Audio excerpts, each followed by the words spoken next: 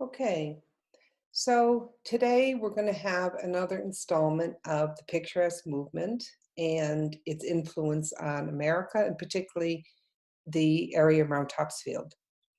So, by the 18th century, the picturesque movement has arrived in the city, and it arrives with a few characters that have come down to us in history, particularly the Prince Regent and what is known as the Regency period of um, Great Britain. And it's a time, it refers to the time when King George III, who was the king during the American Revolution, so he's the king that's blamed for losing the colonies, is deemed unfit to rule.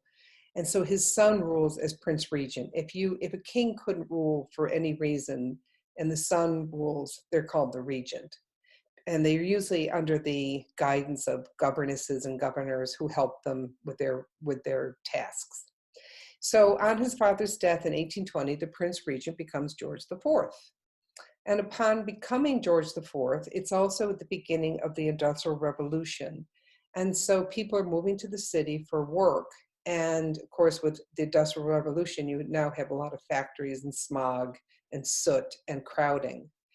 And to offset this, cities in Europe and the United States will begin designing parks in the picturesque style. And remember from our previous lecture, that's an asymmetrical pathway and very emotional vistas.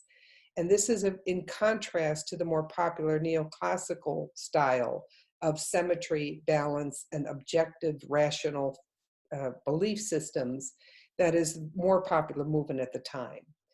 But the picturesque, with its asymmetry and its emotional vistas, is the perfect design for parks and pathways and strolling, because it does release that emotional excitement at seeing beautiful things and coming upon them at times quite by accident.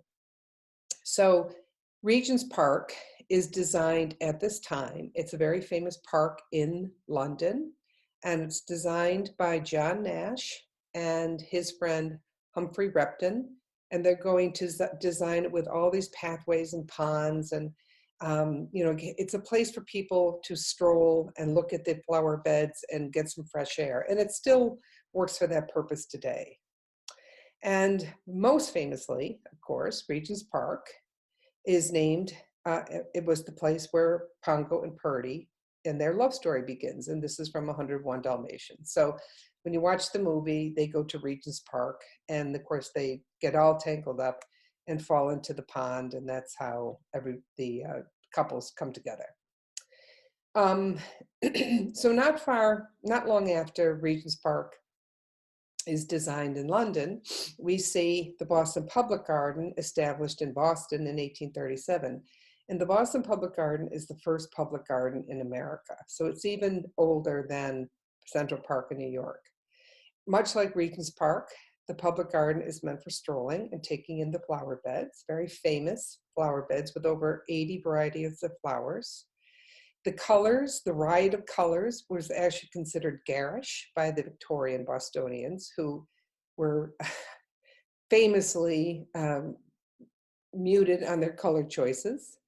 It was designed by George Measham, who was the counterpart of John Nash, who was paid a whopping $100 for his award, far less than what was granted to John Nash. And John Nash, by the way, was also the architect of Buckingham Palace.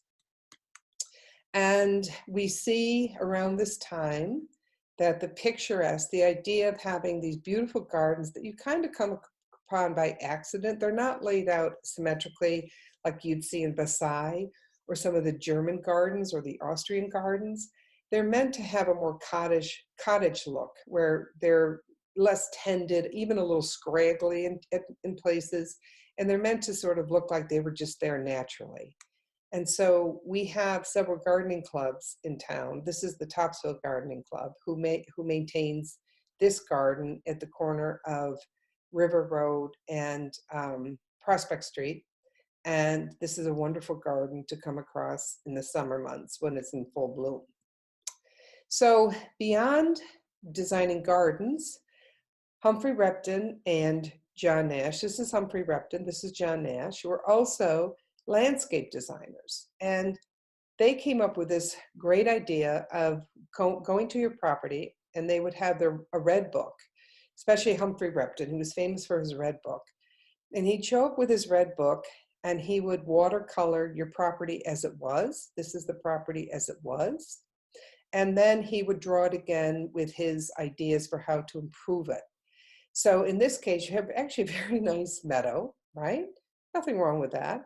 But once Humphry Repton gets done with it, he's going to have this lovely pond, and he's going to have this wonderful bridge that looks like something out of an ancient Roman bridge with the arches underneath, kind of like the Pont de Garde in France. You got to have one of those in your garden, especially in the neoclassical era.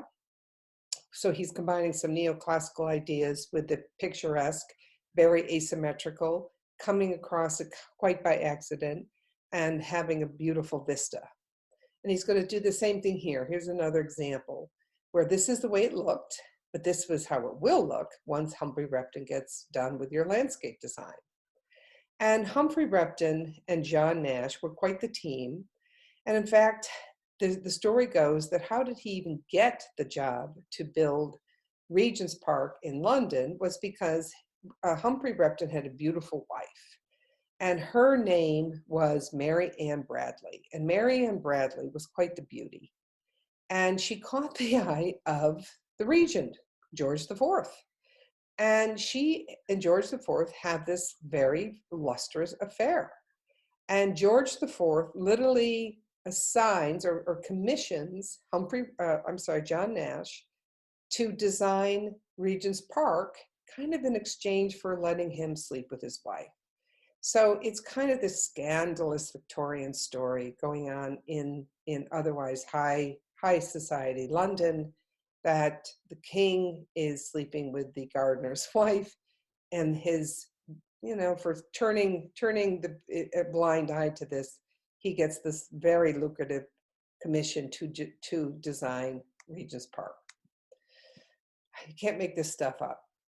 So here in Topsfield, we have something similar with Cross Street. We have this beautiful property, and we have this very picturesque scene going through it with this curving river, this sort of, I think it's kind of an intermittent stream.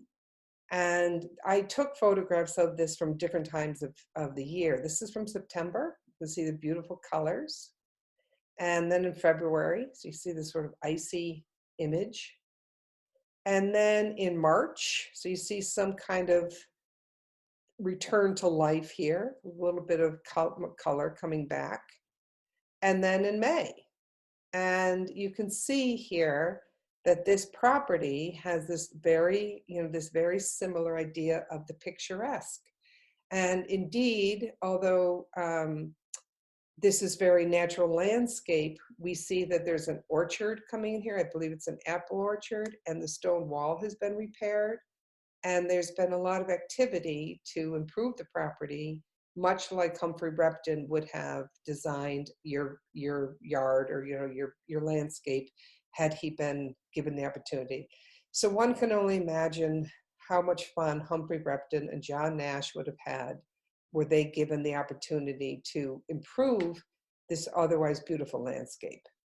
And we see the same thing here on River Road, that the road itself was built with this winding pathway along the river, the Ipswich River, to give wanderers and strollers and people, going for a walk, that feeling of emotion and that picturesque feeling of asymmetry and subjectivity. People who walk on this road often report that they're having a wonderful day or even a troubling day, and it's just a place that they can let go of those thoughts and enjoy the afternoon, enjoy the beautiful scenery, and just sort of come to some kind of catharsis. And these are two paintings I did of these scenes of River Road. This is a June morning scene, and this one is a late July scene. So these are images of how the picturesque comes to Topsfield. It starts in England, London, moves on to Boston, comes up north to Topsfield. We know there's a lot of Bostonians coming to Topsfield on weekends. And it's the idea of the landscape architect comes to the North Shore and ultimately finds itself here in Topsfield.